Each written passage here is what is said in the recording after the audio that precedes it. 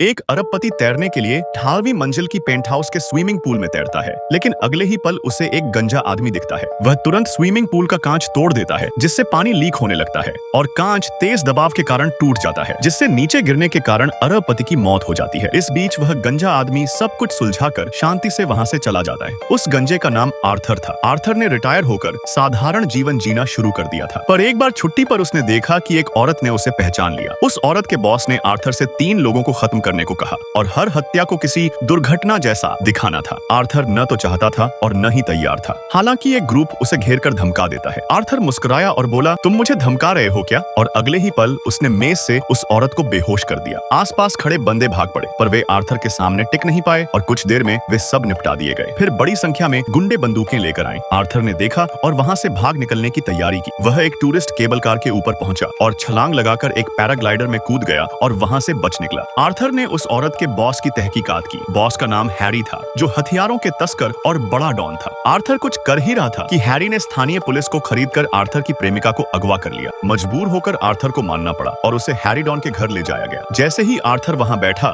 जमीन पर लगे प्रेशर बम सक्रिय हो गए। पास खड़ी एक खूबसूरत औरत ने उसे चेताया कि कोई भी हलचल न करे। तब हैरी डॉन प्रकट हुआ और बोला, तुम मेरे लिए 3 लोगों को मार दो, मैं तुम्हारी प्रेमिका को लौटा दूंगा। प्रेमिका की सुरक्षा के लिए उसने ये कठोर काम स्वीकार कर लिया। उसे उस बंदे की फोटो दिखाई गई जिसे उसे मारना था, पर वह इस समय शहर की सबसे बड़ी जेल में बंद था। उसने काम शुरू कर दिया। उसने वहां एक ऐसे कैदी को खोजा जो उससे मिलते जुलते दिखता था। स्थानीय बाजार से उसने तमाम सामग्री खरीदी, टैटू के उपकरण, मलहम, घातक जहर और भी काफी चीजें। रात को उसने एक खास किस्म की च्युइंगम और सामान टैटू बनवाए और उस फरार कैदी के दस्तावेज नकल किए।